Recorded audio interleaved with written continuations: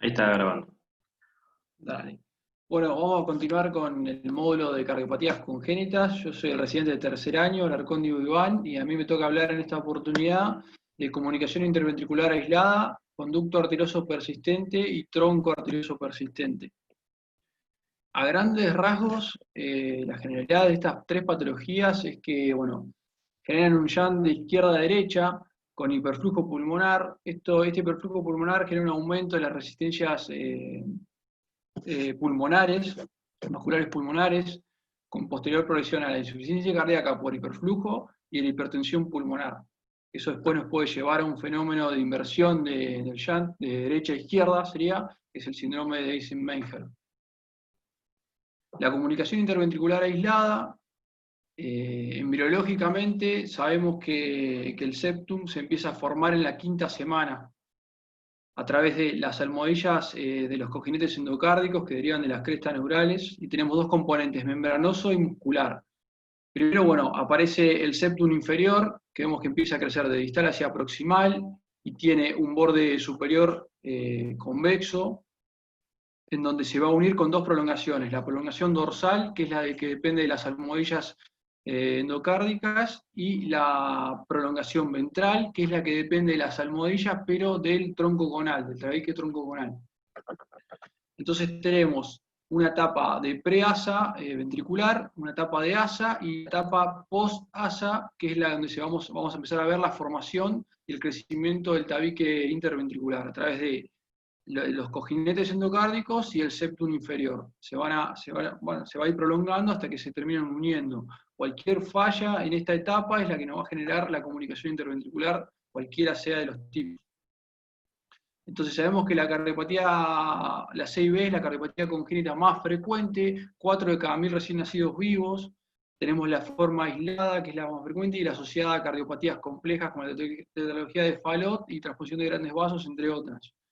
No existe un consenso sobre clasificación. Se la puede clasificar según tamaño, en pequeña, si representan a menos de un tercio del diámetro del anillo aórtico. Y las grandes son las que representan más de la mitad del diámetro del anillo aórtico. Y la clasificación que más se usa es la clasificación de Robert Anderson, que la divide en 4. En perimembranosa, que es la más frecuente, 75-80% de las comunicaciones interventriculares son perimembranosas. La 6B de Lindnet, que es del 5 al 8%, las musculares, que son del 5 al 20%, y las doblemente relacionadas o yuxtaarteriales. Ahora bien, la perimembranosa es la que se localiza de forma central en el septum membranoso, en la región fibrosa entre las válvulas tricúspide aórtica o tricúspide mitral. ¿Qué pasa? Cuando se localiza cerca de la tricúspide, puede ser que haya una adherencia a las valvas de la tricúspide que cierran el shunt. Lo que vemos acá en el eje corto de grandes vasos, se logra ver acá con el puntero de la comunicación y cómo el cierre de la valva tricuspida cierra el shunt.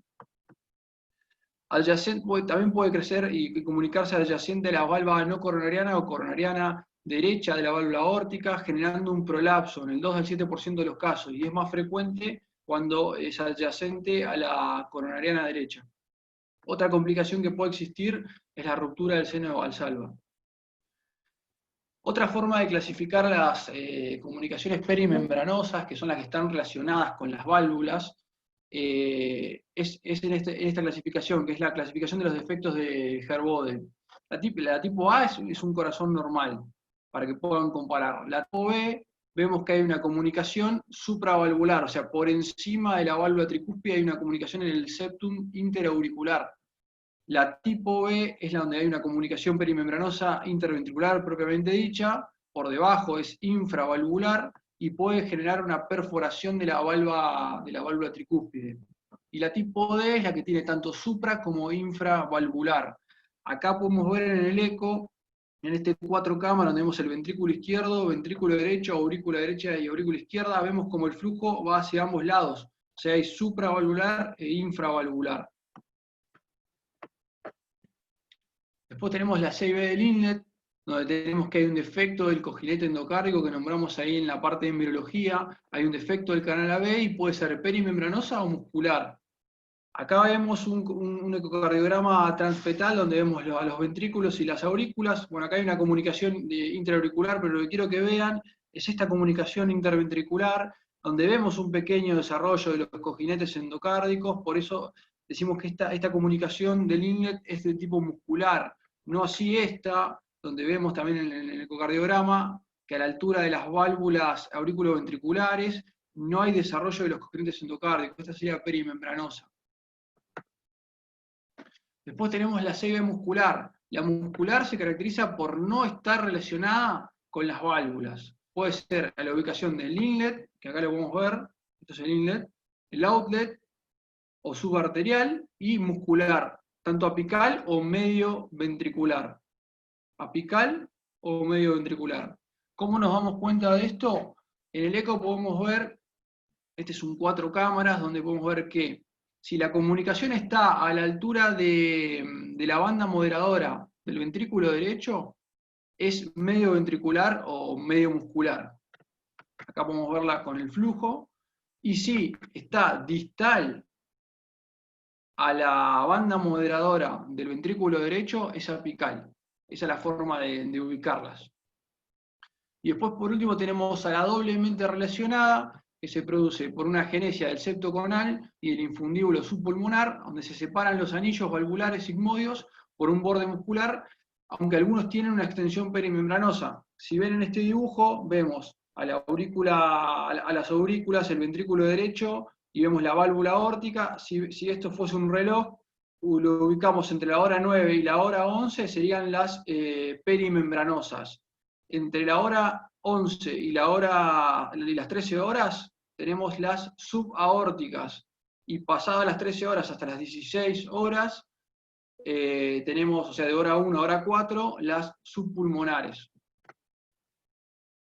Después se nombra este tipo de CIB que es por mal alineamiento, o sea, hay un overriding del septum del outlet y apical o del septum interauricular y interventricular del inlet. Si ustedes ven en esta imagen, acá tienen el septum interauricular y por acá viene el septum interventricular y no están alineados. Fíjense que se genera una comunicación por un mal alineamiento. Esto se suele generar porque el canal AB no tiene una expansión completa. Entonces te quedan mal alineados tanto el septum auricular y el interventricular. A grandes rasgos, la fisiopatología de la CIB es, este yunque de izquierda a derecha genera un hiperflujo con aumento de las resistencias pulmonares, tendencia a la hipertensión pulmonar, a la sobrecarga de las cavidades izquierdas en un primer momento, donde puede aparecer clínica de insuficiencia cardíaca, y posteriormente, cuando se invierte el flujo y se crea el síndrome, la fisiopatología de Eisenmenger, tenemos más que nada insuficiencia cardíaca derecha y cianosis a predominio central. Entonces, Bramwell las divide en CIB restrictiva, cuando el gradiente de presión, hay un gradiente de presión significativo del ventrículo derecho al ventrículo derecho y del ventrículo izquierdo, donde hay un cociente de presión sistólica pulmonar y presión sistólica aórtica menor a 0,3, y el cortocircuito es menor a 1,4, está reducido. La ICIB moderadamente restrictiva, ya tenemos un QPQS entre, o sea, el flujo pulmonar, el cociente del flujo pulmonar y flujo sistémico entre 1,4 a 2,2, y la relación del cociente de presión sistólica pulmonar y presión sistólica aórtica es entre 0,3 y 0,66. La extensa tiene un cociente, un QPQS mayor a 2,2 y el cociente de presión sistólica pulmonar y presión sistólica aórtica mayor a 0,66. Ahora bien, cuando existe fenómeno de Eisenmenger, tenemos que el cociente de presión sistólica pulmonar y presión sistólica aórtica es igual a 1, el QPQS es menor a 1 y se invierte el flujo. Ahora tenemos un flujo, un cortocircuito derecha-izquierda. ¿Cómo suele ser la evolución natural de esta patología? Si es restrictiva, no suele generar alteraciones hemodinámicas y suele cerrarse de forma espontánea tanto en la etapa adulta como en la infancia. La perimembranosa o la de doble compromiso, si afecta a la región subaórtica, acuérdense cuando vimos el dibujito, puede generar insuficiencia aórtica progresiva. Eso va a ser una indicación de intervención que lo voy a hablar más adelante. Después tenemos la CIB moderadamente restrictiva, donde ahí ya empieza a haber gran cantidad de hiperflujo, sobrecarga ya de cavidades de izquierdas, tendencia a la dilatación de las cavidades izquierdas y aumento de las resistencias pulmonares, y ya la CIB extensa o no restrictiva, aparte de sobrecarga de cavidades izquierdas, ya tenemos hipertensión pulmonar e inversión del flujo. Clínicamente tenemos que las restrictivas suelen ser mayormente asintomáticas o tener este soplo, pansistólico 4 en 6 en el borde external izquierdo, en el tercer y cuarto espacio intercostal.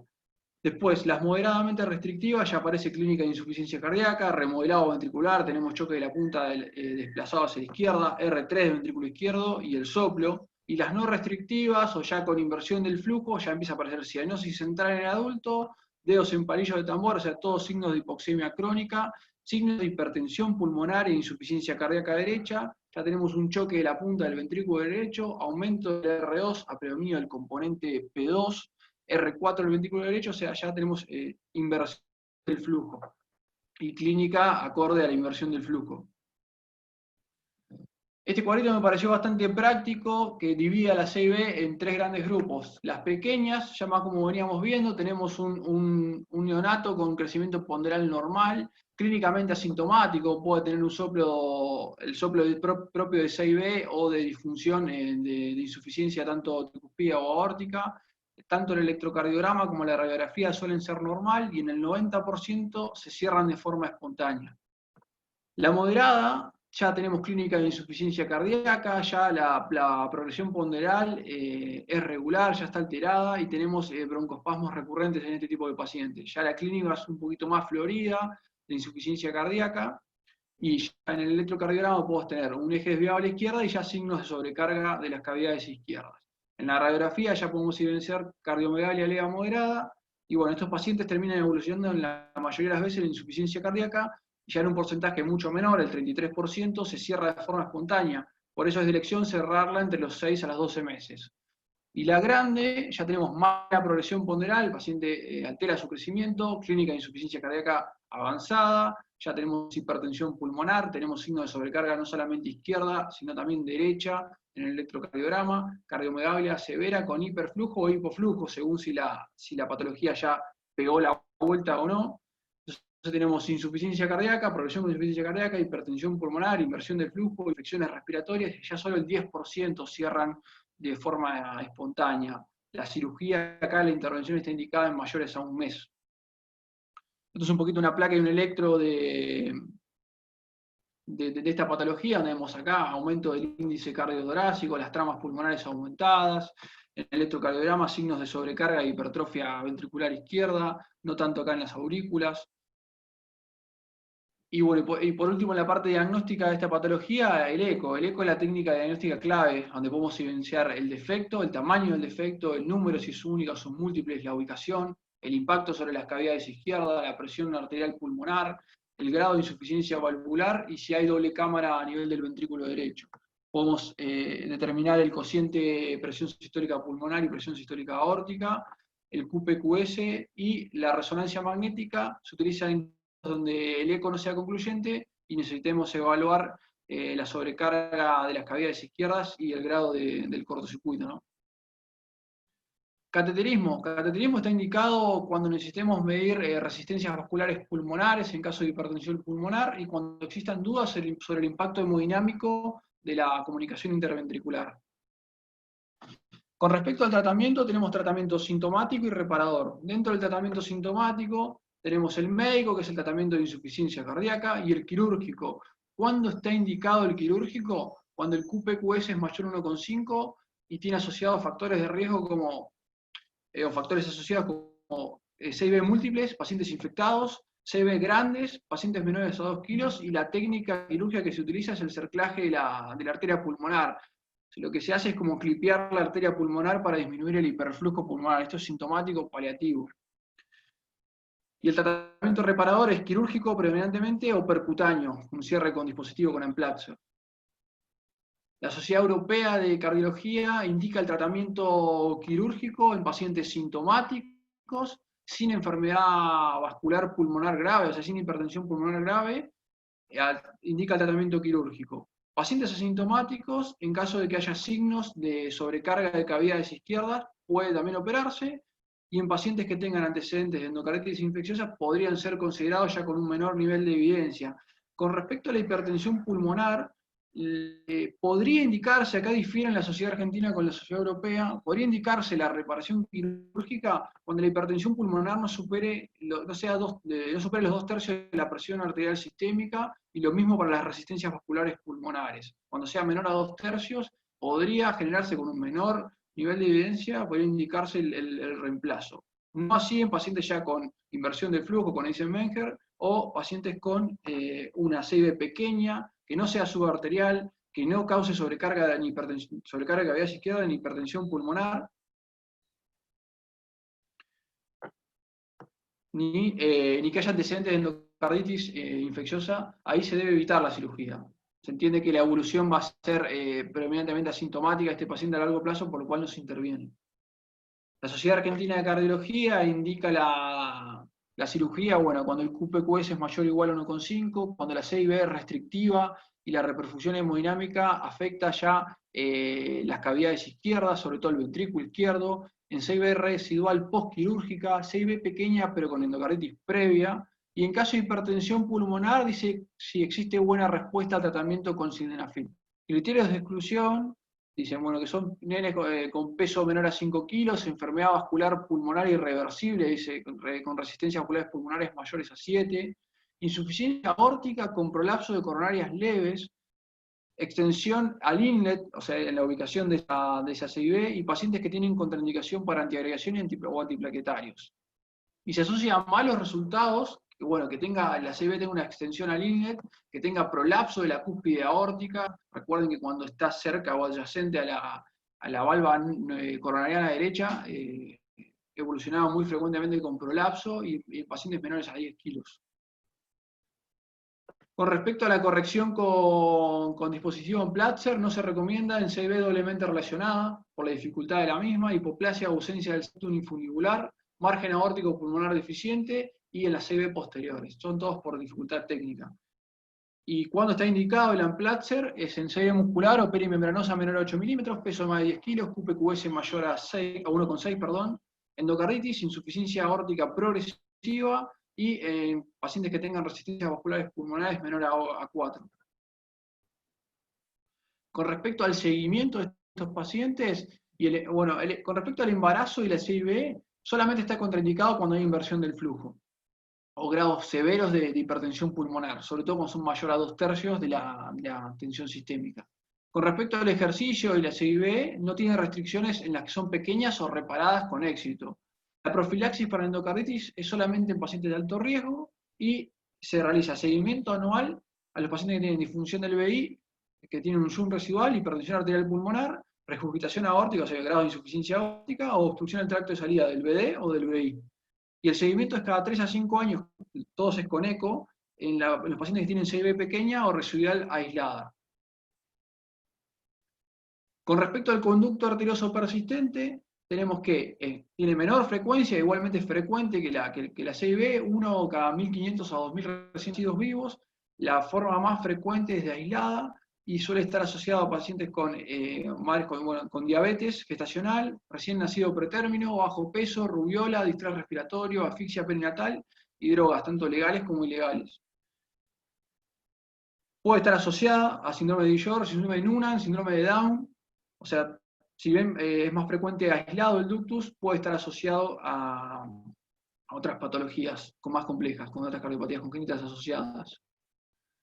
Embriológicamente deriva del sexto arco aórtico primitivo y conecta lo que es la arteria pulmonar proximal con la aorta descendente en un punto inmediatamente distal a la arteria subclavia izquierda. En un feto normal lo que hace es transportar la sangre sin oxigenar desde el BD hacia la aorta, llegando a la placenta donde va a oxigenarse, donde va a intercambiar. Después del nacimiento tendría que involucionar y fibrosarse.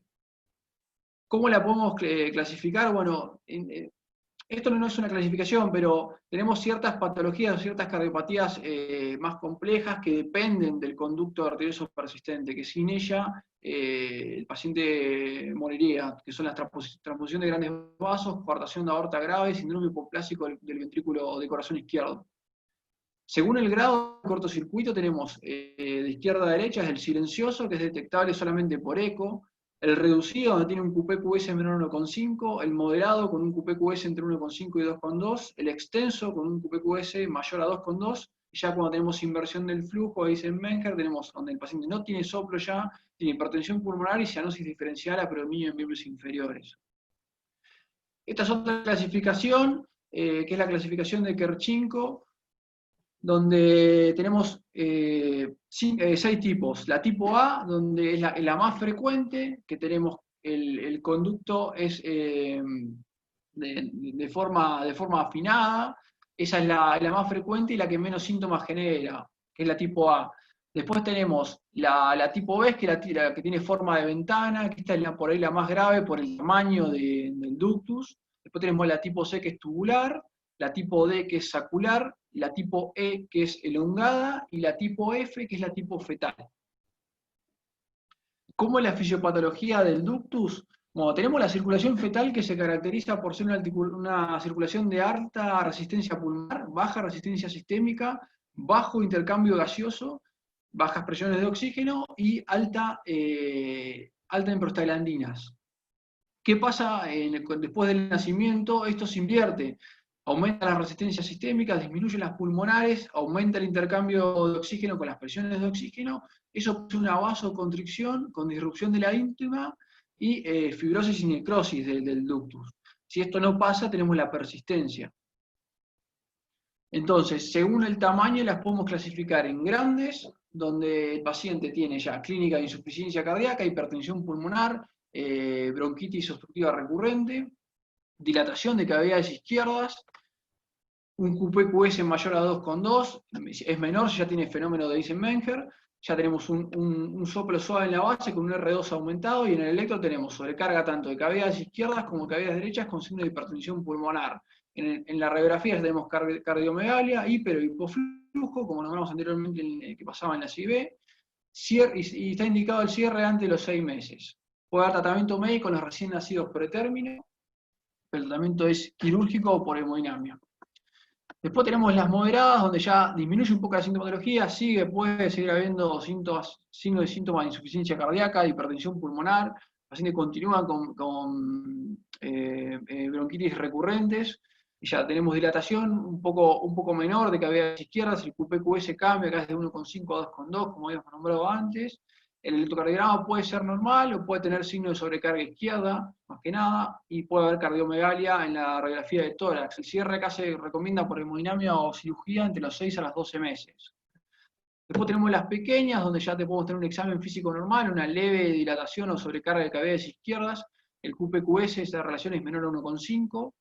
Paciente asintomático puede tener un soplo. El electrocardiograma puede ser normal, al igual que la radiografía, y el cierre está indicado si tuvo endarteritis previa, de forma electiva. La gran mayoría de los cardiólogos pediatras dicen que todo ductus que se diagnostica se cierra entre los 1 a 2 años, y es por hemodinamia acá. Y después el incidentaloma o el conducto arterioso persistente silente no se cierra, no está recomendado cerrarlo. Acá tenemos el ecocardiograma transtorácico, que es el examen complementario de diagnóstico que vamos a utilizar. Hasta inclusive se pueden hacer las mediciones para ver el tipo de terapéutica que se va a implementar con el paciente. Evalúa la potencia, el tamaño, el grado del cortocircuito, el impacto fisiológico sobre las cámaras tanto izquierda como derecha, las presiones pulmonares, el tamaño de la arteria pulmonar, cambios en el corazón derecho, y se torna un poco más difícil de valorar por eco cuando ya tenemos inversión del flujo. El tratamiento, según la guía europea de cardiología, dice que debe cerrarse en caso de pacientes con signos de sobrecarga del VI, en caso de pacientes que tengan hipertensión pulmonar que no sea severa, otra vez acá, menor a 2/3 de la presión sistémica, al igual que la resistencia vascular pulmonar. El cierre con dispositivo es el método de elección siempre que sea apropiado desde el punto de vista técnico. Hablábamos todas las dificultades que pueda llegar a tener. El cierre debería considerarse en pacientes que tengan hipertensión pulmonar severa o resistencia vascular aumentada mayor a 2/3 de la sistémica, pero si todavía tenemos un cortocircuito izquierda-derecha neto, o sea, todavía no tenemos inversión del flujo, y preferentemente en pacientes que hayan tenido buena respuesta a la vasoreactividad pulmonar. No se recomienda el cierre del dispositivo cuando tenemos ductos silenciosos, como ya dijimos anteriormente. o los incidentalomas, y en caso de que haya ya síndrome de Eisenmenger con inversión del flujo del cortocircuito y ya de saturación y cianosis en estos pacientes en el ejercicio. ¿Cómo es el seguimiento de estos pacientes? Pacientes sin SHUNT residual, BI normal, presión arterial pulmonar normal, no requieren seguimiento regular después de los 6 meses. Después, pacientes que tienen ya cierto grado de disfunción del BI, hipertensión pulmonar residual, deberían tener seguimiento en intervalos de 1 a 3 años según la gravedad y evaluando individualmente a cada caso y en centros especializados en cardiopatías congénitas. Con respecto al ejercicio, no hay restricciones para los asintomáticos ni antes ni después de la interacción, siempre que no haya hipertensión pulmonar o inversión del flujo, más aún. El embarazo no está contraindicado, salvo que haya pacientes con hipertensión pulmonar severa o inversión del flujo, y profilaxis con endocarditis limitada, como dijimos anteriormente, en los pacientes de alto riesgo. Con respecto al tronco arterioso persistente, que es la última patología que vamos a ver hoy, sabemos que es una anomalía en la que ambos ventrículos desembocan en un único vaso, un único tronco, del cual van a dar origen a las arterias pulmonares y coronarias. Se acompaña siempre una CIB, y sobre todo son CIB por mal alineamiento, como veíamos anteriormente, les mostré en la parte de CIB, cuando tenemos un mal alineamiento entre el septum interventricular e interauricular. Y a menudo el callado aórtico suele estar a la derecha. La válvula de este tronco suele ser tricúspide y puede tener ciertos grados de estenosis o insuficiencia. Tenemos 4 tipos. La tipo 1 nacen de un tronco separadas las arterias pulmonares, acá vamos a verlas. La tipo 2 nacen de un mismo lugar, pero a nivel de la pared posterior de este tronco. La tipo 3 a nivel de los laterales. Y la tipo 4 es la presencia de una sola. O sea, nos falta una arteria pulmonar. La fisiopatología de esta patología es aumento del flujo pulmonar, como ya les dije, que depende del tamaño de las arterias pulmonares y la resistencia vascular pulmonar. Va a haber aumento de la resistencia con el paso del tiempo, aliviando la sobrecarga de las cavidades izquierdas, pero generando cianosis, hipertensión pulmonar e inversión del flujo, cuando ya se produce fisiología de Eisenmenger. La mayoría evolucionan con insuficiencia cardíaca y muerte durante el primer año de vida. Pasado el primer año de vida, evolucionan con hipertensión pulmonar y diferentes grados de insuficiencia valvular e insuficiencia cardíaca asociada. Tienen mayor susceptibilidad a la endocarditis, y con respecto a la clínica tenemos que en los lactantes predomina la cianosis, en los pacientes de 6 a 12 meses predomina insuficiencia cardíaca y mayores de 12 meses ya la inversión del flujo. Electrocardiograma, un poco más de lo mismo, signos de hipertensión pulmonar, de sobrecarga biventricular, según el grado y evolución de la evolución natural de la patología, y en la radiografía lo mismo. Cardiomegalia, hilos pulmonares marcados o no, signos de hiper o hipoflujo, callado aórtico lo podemos ver hacia la derecha.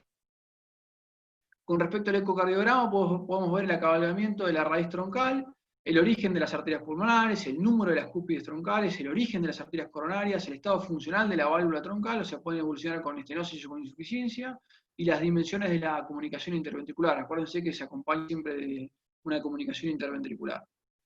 Con respecto al tratamiento, la reparación quirúrgica antes de los 12 meses es la indicación. Si existe hipertensión pulmonar establecida, está contraindicada, y el cierre, se hace un cierre de la CB, dejando a la aorta que salga del ventrículo izquierdo, y se hace una incisión de la arteria pulmonar en su origen troncal, y la colocación de un conducto protésico con un mecanismo valvular o un injerto aórtico entre el ventrículo derecho y las arterias pulmonares para establecer la continuidad circulatoria. Eso es todo, muchas gracias.